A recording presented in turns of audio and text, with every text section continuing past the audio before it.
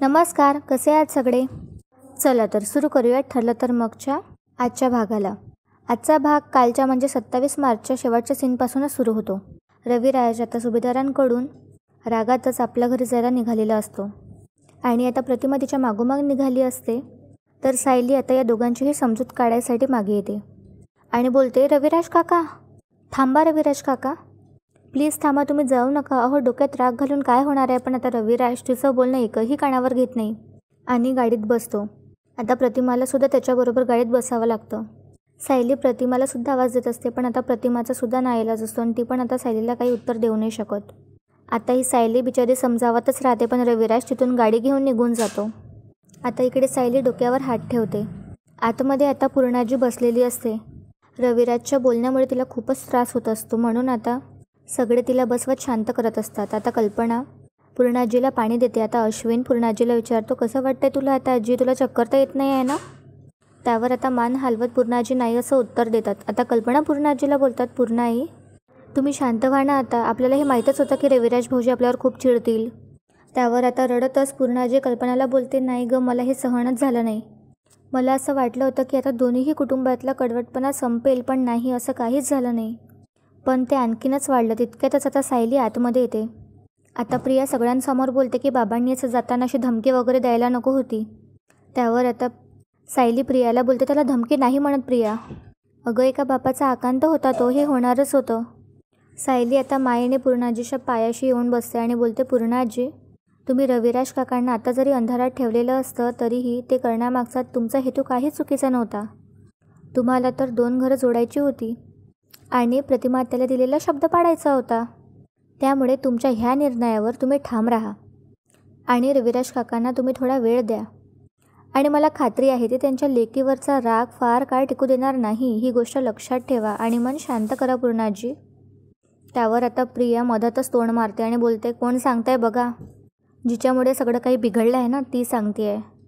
आता सायली उठून उभी होते आणि प्रियाला बोलते, त्या गोष्टीला फार दिवस झाले आहेत प्रिया, आणि त्यानंतर तुला आणि प्रतिमा आत्याला रविराज काकांनी इथे येऊ दिलं आणि त्यांचा रागही शांत झाला होता, पण तू तुझ्या हट्टापायी तुला हवं तेच केलंस. आणि यापुढे फक्त एकच गोष्ट कर, पाण्यात तेल तरी ओतू नकोस निदान. कोणाचं काय चुकलं आहे ना हे उलगडल्यापेक्षा ही नाती जोडण्याचा प्रयत्न कर आणि आगीत तेल ओतू नकोस. सगळे आता सायलीकडे बघतच राहतात आणि सायली आता तोऱ्यात तिथून निघून जाते आणि आता ही प्रिया विचारच करत बसते. इकडे आता महिपत पवारवर ओरडत असतो आणि त्याला बोलतो, काय रे पवार, इतक्या डिग्र्या घेतल्या तू, काय उपयोग झाला त्याचा? काय रे 3 आठवडे झाले माझी पोरगी जेलात आहे. सांग 3 आठवडे म्हणजे किती? त्यावर आता पवार बोलतो, 21 ना. आता महिपतला आणखीच राग येतो आणि आता महिपत पवारचा कॉलर पकडतो आणि बोलतो, मलाच काय विचारतो? कोण शिकलाय जास्त आणि काय उपयोग झाला त्याचा? काय केलं तू? या वकिलीचा जर मला काही फायदा झाला असता ना तुझ्या, तर माझी पोरगी आज घरात असती, कळलं का?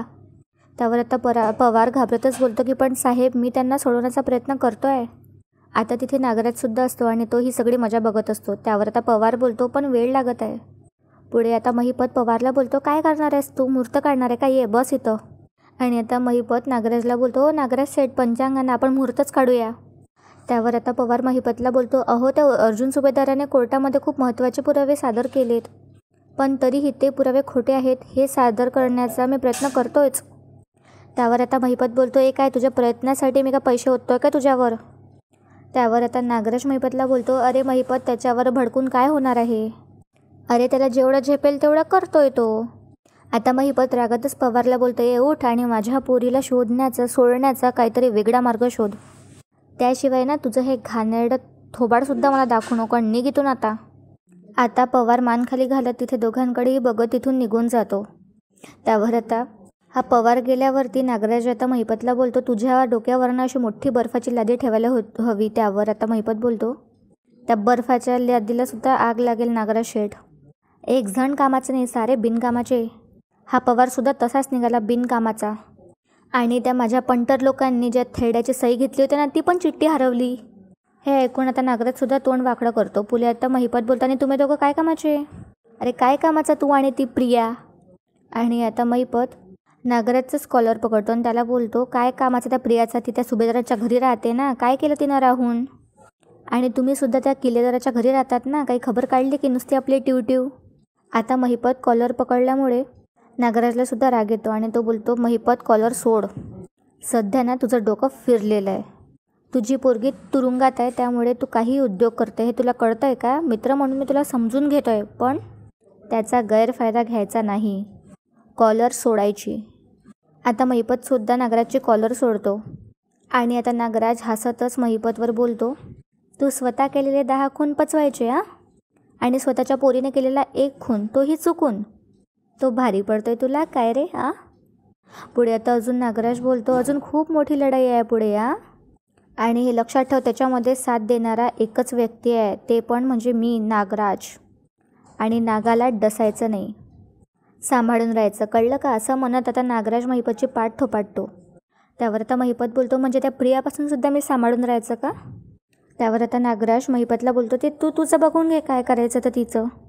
आता इकडे ही प्रिया मस्त डायनिंग टेबलवरती मजा मारत बसलेली असते आणि तिचा फोन बघत असते. तितक्यातच आता सायली किचनमधलं काम संपवून तिच्याजवळ येते आणि तिला बोलते, प्रिया माझी सर्व कामं झाली आहे, फक्त आता तू कोशिंबीर चाकर घाल. त्यावर आता प्रिया बोलते, काय गं, तेही तूच कर ना आता.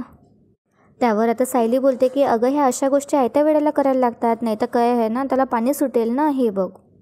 आणि आता सध्या तरी ह्या सगळ्या गोष्टी तुलाच कराव्या लागणार आहे प्रिया, कारण मला आता फक्त सगळ्यांसाठी स्वयंपाक करण्याची परवानगी मिळाली, सगळ्यांबरोबर जेवायला बसायची नाही, आणि तेही तुझ्या कृपेने फक्त एकदाच मिळाली होती. चल हां आता तेवढी साखर घालून घे. असं म्हणत आता सायली तिथून निघून जाते आणि आता सायली आपल्या रूममध्ये जाते. तितक्यातच आता प्रिया इकडे मनात बोलते, हे महाराणी आता मला ऑर्डर सोडणार आहे काय? जा गं खड्ड्यात जा. हे लग्न झाल्यापासून मी राबतेच आहे ना, आता तुझं ऐकून मी काहीही करणार नाही आहे. तिथे आता विमल उभी असते, तिला आता ओरडतच प्रिया बोलते, इथे काय तुझं काम आहे? जा तू तुझे कामं कर. आणि काय गं काय म्हणाली ती, काय घालायचं? त्यावर आता विमल बोलते, साखर. तर आता ही प्रिया विमललाच ऑर्डर सोडते आणि बोलते, जा ते कर मग तू. इकडे आता महिपत फोन घेतो आणि लगेच प्रियाला कॉल लावतो. आता प्रिया थोडीशी दाराजवळ येते, कोणाला काही ऐकू जावं नाही म्हणून, आणि ती घाबरतच बोलते की हा महिपत का कॉल करतोय मला, मी हा त्याचा कॉल घेऊ की नको. तितक्यातच आता सायली संधी शोधते बाहेर निघण्याची आणि पटकनच धावत तिथून निघून जाते. तिथे टेबलावर ठेवलेली पर्स घेते, पण नेमकं तितक्यातच प्रिया वळून बघते आणि तिचं लक्ष आता सायलीकडे जातं. सायली आता अर्जुनला भेटण्यासाठी ऑफिसकरिता निघाली असते. इकडे आता प्रियाच्या लक्षात येतं आणि प्रिया बोलते, म्हणजे ह्या सायलीचा अर्जुनला भेटण्याचा प्लॅन कॅन्सल नाही झाला तर? हे दोघे मिळून इतकी काय चौकशी करताय हे मला बघायलाच हवं. सायली आता धावतच घराबाहेर पळते आणि रिक्षाला थांबवत रिक्षेमध्ये बसून निघून जाते. आता इकडे प्रियासुद्धा तिच्या मागोमाग धावत येते आणि ती आता दुसरी रिक्षा शोधत त्यामध्ये बसून आता सायलीचा पाठलाग करू लागते. प्रिया आता सतत रिक्षेच्या बाहेर डोकावत आता सायलीकडे लक्ष देत असते, पण इकडे आता सायलीला काहीच माहीत नसतं की प्रिया तिचा पाठलाग करत आहे. प्रिया आता इकडे रिक्षावाल्याला फास्ट गाडी चालवायला लावते. आता हाच सीन खूपच लांबवत असतो की आता सायली जात असते आणि प्रिया तिचा पाठलाग करत असते, ते सुद्धा ऑटोने. आता हे सीन लांबवायची गरज नव्हती, पण ठीक आहे, हरकत नाही. आता हा ऑटो एका ठिकाणी थांबतो आणि ती जागा आता अर्जुनची ऑफिस नसून दुसरीच कोणतीतरी जागा असते. आता प्रियासुद्धा तिचा पाठलाग करत तिथे पोहोचते आणि तिथून खाली उतरते आणि सायलीचा पाठलाग करते. इकडे आता अर्जुन आणि चैतन्य सायलीची वाट बघत असतात. आता अर्जुन सायलीला बोलतो की थँक गॉड तुम्ही आला, चला आता आपण जाऊया. असं म्हणत आता ते तिघेही समोर निघतात. तर प्रिया आता त्यांचा पाठलाग करत करत त्यांच्या मागे मागे जाते. आता हे ठिकाण बहुतेकच आश्रमाच्या आजूबाजूला असतं आणि एका घराची आता कुंडी वाजवत सायली आवाज देते. तितक्यातच आता तिथून एक माणूस बाहेर येतो आणि बोलतो, बोला काय झालं, कोण तुम्ही?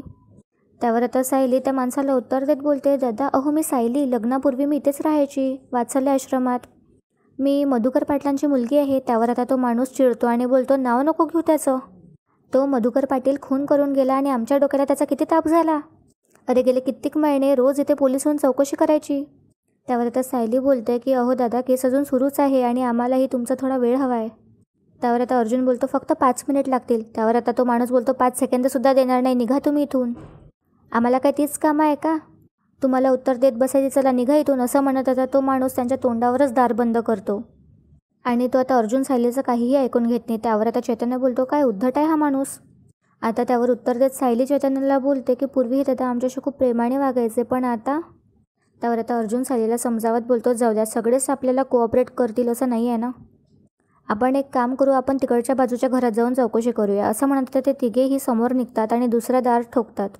आता त्या घरातून एक बाई बाहेर येते आणि आता सायली तिला म्हणते की ताई मला ओळखलत का तुम्ही? त्यावर आता ती बाई बोलते न ओळखायला काय झालं? आता अर्जुन आणि चैतन्याला थोडासा धीर येतो आणि त्यांना वाटत असतं की ह्या बाईकडून तरी आता आपल्याला काही ना काही कळेल. त्यावर आता ती बाई सायलीला बोलते की कशी आहेस तू सायली? आणि आम्हाला असं समजलं आहे की तुझं लग्न झालं आहे. त्यावर आता सायली बोलते की हो हे बघा हे माझे मिस्टर ॲडव्होकेट अर्जुन सुभेदार. आणि चैतन्याकडे हात दाखवत आता ती बोलते की हे बघा हे त्यांचे असोसिएट चैतन्य गडकरी आणि त्यांचे मित्रसुद्धा. त्यावर आता दोघेही त्या बाईला नमस्कार करतात. त्यावर आता ती बाई बोलते की मी तुम्हाला ओळखते, तुम्ही 2 वर्षापूर्वी माझ्या घरी आला होतात. त्यावर आता अर्जुन बोलतो की हो. आता ती बाई सगळ्यांना आत यायला सांगते. आता प्रिया तिथे बाहेरच उभी असते आणि हे बघून आता तिला खूपच वैताग येतो आणि ती बोलते हे काय बोलत असेल आत? आणि आता ती इकडे तिकडे बघू लागते तर तिला एक खिडकी दिसते. आता त्याच घराच्या खिडकीच्या बाहेर उभी राहून आता प्रिया काहीतरी ऐकण्याचा प्रयत्न करत असते, म्हणजे तिला काही क्ल्यू मिळतंय का वगैरे. इकडे आता ती बाई पाणी आणते आणि सायलीला बोलते काय गं इतके दिवसांनी कशी काय आली तू सायली? माहेरची आठवण आली का काय तुला? त्यावर आता सायली बोलते ती तर मला नेहमीच येत असते ताई, पण आता आश्रमात येणं मला शक्य होत नाही ना. त्यावर आता ती बाई सायलीला बोलते की हो मधुभाऊंच्या बाबतीत जे घडलं ना ते खूपच विचित्र घडलं, असं नको व्हायला होतं. अगं आम्हाला तर विश्वासच नाही बसला की मधुभाऊसुद्धा कोणाचा तरी खून करू शकतात. त्यावर आता सायली त्या बाईकडे बघू लागते आणि अर्जुन बोलतो की पण त्यांनी खून केलाच नाही आणि म्हणूनच त्याबद्दलच आम्हाला तुम्हाला काहीतरी प्रश्न विचारायचे आहेत. त्यावर आता त्या बाईचा नवरा आता अर्जुनला बोलतो की आम्हाला जे जे काही माहीत होतं ते आम्ही सगळं आधी सांगितलं, तेही 2-3 वेळा पोलीस आले होते चौकशी करायला आणि आम्ही वेगवेगळ्या वकिलांनासुद्धा हे सांगितलं. त्यावर आता ही बाईसुद्धा अर्जुनला बोलते की आणि आम्ही तुम्हालासुद्धा सांगितलं, आता परत परत तेच ते सांगून काय उपयोग होणार आहे? त्यावर आता चैतन्य त्या बाईला बोलतो नाही आम्ही तुम्हाला हे प्रश्न नसेल विचारले, आम्ही तुम्हाला हे विचारलं होतं की तुम्ही खुणाच्या त्या रात्री बंदुकीच्या गोळ्यांचा आवाज ऐकला होता की नाही, आणि ज्यावर तुम्ही उत्तर दिलं होतं की तुम्ही नाही ऐकला. त्यावर आता अर्जुन बोलतो की एक्झॅक्टली, पण आता आम्हाला तुम्हाला काहीतरी वेगळे प्रश्न विचारायचे आहेत. म्हणजे खून झाला त्याच्या आधी काही दिवस तुम्हाला काहीतरी विचित्र दिसलं होतं का? काही वेगळी माणसं म्हणजे जे नॉर्मल नाही असा काही तुम्हाला संशय आला होता का? त्यावर आता दोघेही नवरा बायको आता विचार करू लागतात आणि एकमेकांकडे बघतात. त्यावर आता तो माणूस बोलतो अरे इथे मी काल काय जेवलो ते मला आठवत नाही आणि 2-3 वर्षापूर्वी काय घडलं ते तुम्ही मला सांगायला लावतायत. आता ती बाई अर्जुन चैतन्य आणि सायलीला बोलते आधीच ते खूनबिन म्हटलं की आम्हाला कसं घाबरायला होतं आणि त्यावेळी आश्रमाच्या भोवतीनं नुसतं पोलीस असायचे आणि त्या आठवणी परत नको वाटतात हो आम्हाला. त्यावर आता सायली त्या बाईला बोलते की ताई तुम्ही फक्त इतकं सांगा की तिथे नेहमीपेक्षा काहीतरी वेगळं घडलं होतं का? आता तिथून प्रिया हे सगळं ऐकत असते. पुढे आता सायली त्या बाईला बोलते की आम्हाला हे सगळं जाणून घेण्याची खूपच गरज आहे, प्लीज आम्हाला समजून घ्या. तुम्हाला काही आठवत असेल तर प्लीज आम्हाला सांगा ना. हे बघा तुम्ही मधुभाऊंना ओळखता ना, त्यांना सोडवण्यासाठी आम्हाला थोडीशी तरी मदत द्या. तुम्हाला थोडं जरी का आठवलं तरी चालेल, पण फक्त आम्हाला काहीतरी आठवून ते सांगा. इकडे आता प्रिया लपून ऐकतच असते तर समोरून 2 माणसं चालत येतात. आता प्रियाचं लक्ष त्या दोघांकडे जाते आणि प्रिया आता तोंड लपवतच तिथून मागे फिरते आणि परत आता खिडकीजवळ येऊन सगळ्यांचं बोलणं ऐकू लागते. आता ही बाई सायलीला बोलते अगं पण नेहमीपेक्षा वेगळं म्हणजे नेमकं काय? त्यावर आता सायली बोलते म्हणजे कोणी अनोळखी व्यक्ती तुम्हाला खुनाच्या आधी इथे दिसली होती का? किंवा कोणाची भांडणं वादावादी किंवा मग अशा कोणी व्यक्ती ज्यांची आधी मैत्री होती ते असे अचानक एकत्र दिसायला लागले होते का? असं काही तुम्हाला आठवलं असेल तर प्लीज सांगा मला. तिथे आता तितक्यातच एक माणूस येतो आणि हा दुसरा माणूस असतो. तो आता बोलतो की मधुभाऊंना जी मदत लागेल ती आम्ही करू. अहो ते देवमाणूस होते आणि पोरक्या मुलांना बापासारखं प्रेम देणं इतकं सोपी नाही आहे. त्यावर आता सायली त्या दुसऱ्या माणसाला बोलते की ज्या व्यक्तीबद्दल तुम्हाला इतकं वाटतं त्या व्यक्तीसाठी आपण काहीतरी मदत करूया प्लीज. त्यावर आता ती बाईसुद्धा हो म्हणते आणि आठवू लागते. अर्जुन आता त्या दुसऱ्या माणसाला बोलतो की तुम्हाला काही आठवतं आहे का?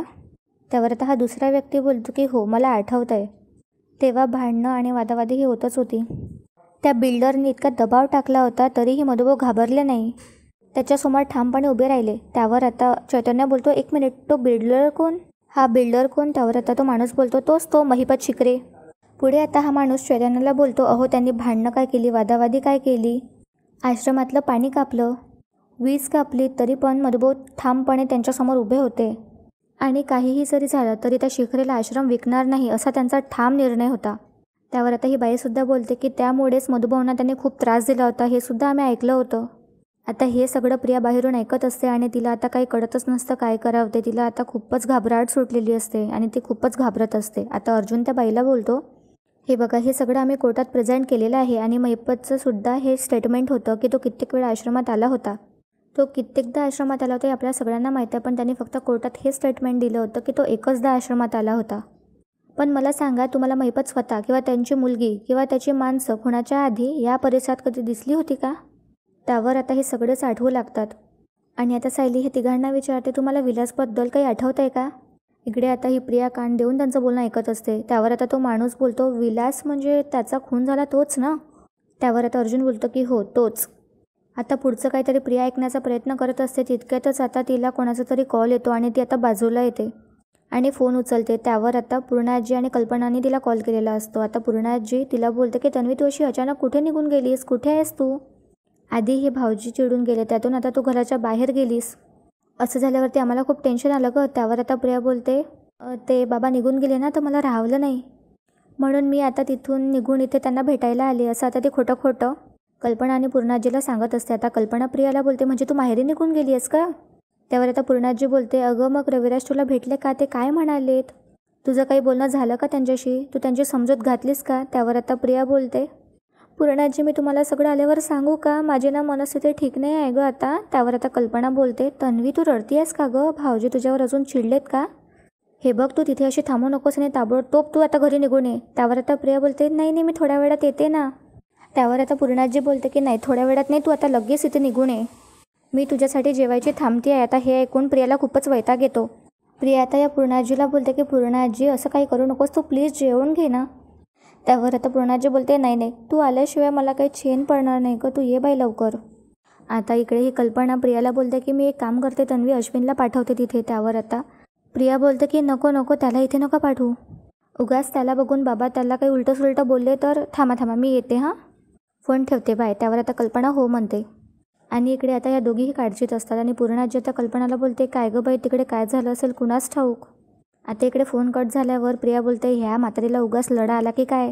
हिला खांद्यावर काय बसवलं, ही माझी काना शिलायला लागली. आता प्रिया तिथून निघून जाते. तिला तर हे सगळं ऐकायचंच असतं, पण तिचा नाईलाज असतो. इकडे आता अर्जुन त्या लोकांना विचारतो की मला असं सांगा, त्या विलासला कोण अजून भेटायला यायचं? तुम्हाला काही आठवते का हो? त्यावर आता तो माणूस बोलतो की नाही, असं काही मला आठवत नाही. आता तिथे एक लहान मुलगासुद्धा असतो आणि तो बोलतो ते विलास काकांना चांगले नव्हते. आता हे ऐकून सगळ्यांना धक्काच बसतो की असा लहान मुलगा काय बोलताय. आता सायली त्या लहान मुलाला विचारते, काय रे बाळा तुला असं का वाटतंय? त्यावर आता हा मुलगा बोलतो की त्यांनी ना माझं खेळणं तोडून टाकलं होतं आणि ते मला उगाच रागवलेसुद्धा होते. त्यावर आता या मुलाची आई बोलते, अरे मोठे माणसं बोलतायत ना, तू मध्ये बोलू नकोस, जा तू बाहेर जा खेळायला. त्यावर आता सायली त्या बाईला बोलते की नाही ताई, त्याला बोलू द्या, त्याला काहीतरी आपल्यापेक्षा वेगळं आठवत असेल आणि अशी लहानातली लहान गोष्टसुद्धा आमच्यासाठी खूप महत्त्वाची आहे.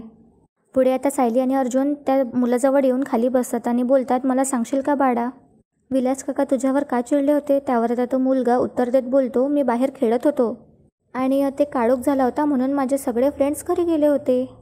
तेवढ्यात ना विलास काका आणि प्रिया ताई बाहेरून कुठेतरी आलेत. त्यावर आता अर्जुन बोलतो की दोघेही एकत्र आले होते? त्यावर आता तो मुलगा बोलतो की हो.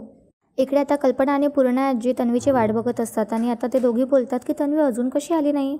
आता रविराजांकडून आपल्या घरी पोचायला फक्त 10 मिनिटच तर लागतात ना.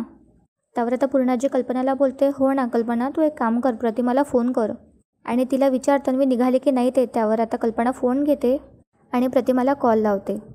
इकडे आता कल्पना प्रतिमाला विचारते, काय गं प्रतिमा, भाऊजींचा राग निवडला का गं? तितक्यातच आता प्रतिमा बोलते की नाही अजून, आणि त्यांचा राग एव्हाना कमीसुद्धा होणार नाही. आता हे ऐकून कल्पना बोलते, खरं आहे बघ, पण तू आता त्यांना जास्त त्रास होणार नाही याची काळजी घे. तितक्यातच आता प्रिया घरी येते आणि आता कल्पना काहीतरी बोलत असते की बरं प्रतिमा मला सांग तन्वी. तितक्यातच आता तिथे तन्वी जोऱ्याने, म्हणजे ही प्रिया जोऱ्याने ओरडत्याने बोलते, आई पूर्णाजी, आणि ती धावतच आता पूर्णाजीकडे येते. तितक्यातच आता कल्पना फोन कट करते आणि बोलते, प्रतिमा मी तुझ्याशी नंतर बोलेल हां. आणि आता इकडे पूर्णाजी प्रियाला बोलते की काय गं बाळा, किती उशीर लावलास, बस इथे माझ्याजवळ बस गं. काय म्हणाले बाबा, तू समजूत काढलीस का त्यांची? काय म्हणाले ते सांग मला. त्यावर आता प्रिया बोलते, अगं मला काही संधीच नाही मिळाली त्यांना समजवण्याची, त्यांनी मला घरातच घेतलं नाही, त्याने तोंडावरच दार बंद केलं. इकडे आता त्या मुलाशी बोलताना सायली आता अर्जुनला बोलते की म्हणजे ती खुणाचीच रात्र असणार, ज्या रात्री या मुलाला ती प्रिया आणि विलास दिसले असणार.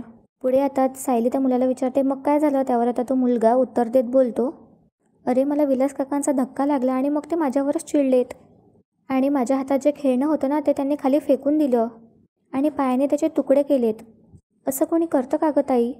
त्यावर आता सायली त्या मुलाला बोलते की खरं आहे तुझं, असं त्यांनी वागायला नको होतं. पुढे आता तो मुलगा सांगतो आणि ती प्रियाताईसुद्धा वैतागली होती आणि ती असं म्हणाली की संध्याकाळी किंवा पहाटेना लोक इथेच तळमळत असतात. आता अर्जुन त्या मुलाला विचारतो, तुला नक्की आठवते का ते विलास काका आणि प्रियाताई होती आणि ते दोघेही एकत्र आश्रमात जात होते? त्यावर आता तो मुलगा बोलतो की हो, मला नक्की आठवतंय. हे ऐकून आता सगळ्यांना धक्काच बसतो. आता सायली अर्जुनला विचारते की काय हो, तुम्ही कसला विचार करताय? आम्ही जेव्हा सिनेमाला गेलो होतो ना, आणि तेव्हाच तिच्या पोटात दुखायला लागलं, म्हणूनच आता प्रिया आणि विलास तिथून परत आले ना, आणि ही तीच रात्र असणार आणि आपल्याला हे आधीच माहीत होतं ना. त्यावर आता अर्जुन बोलतो, पण विलास इतक्याच टेन्शनमध्ये होता की तो लहान मुलावर इतका चिडला. त्याच्या डोक्यात दुसरं काहीतरी सुरू होतं का? आणि हे प्रिया आणि विलास हे दोघंही आश्रमात एकत्र परत आले. ही सिच्युएशनना वाटते तेवढी सोपी नाही आहे. आता त्यावर चैतन्यही विचार करू लागतो आणि आजचा भाग इथेच संपतो. उद्याच्या भागात आपल्याला पाहायला मिळणार आहे की आता प्रिया इकडे अर्जुन आणि सायलीच्या खोलीत येते आणि बोलते, हे अर्जुन आणि सायली आश्रमावर काहीतरी काम करतायच्या, काहीतरी खुणा इथे असतील ना. आणि आता ती या दोघांच्याही रूममध्ये इकडे तिकडे चालू लागते. तितक्यातच आता अर्जुन आणि सायली खोलीत येतात. प्रियाचं लक्ष आता सायली आणि अर्जुनने केलेल्या कोलासकडे जातं. त्यामागे त्यांचं बोर्ड असतं. तितक्यातच आता प्रिया आणि सायली रूममध्ये येतात. काय होईल पुढे हे पाहण्यासाठी चॅनलला सबस्क्राईब करा, व्हिडिओला लाईक करा आणि कमेंट्समध्ये तुमची मतं कळवा. धन्यवाद.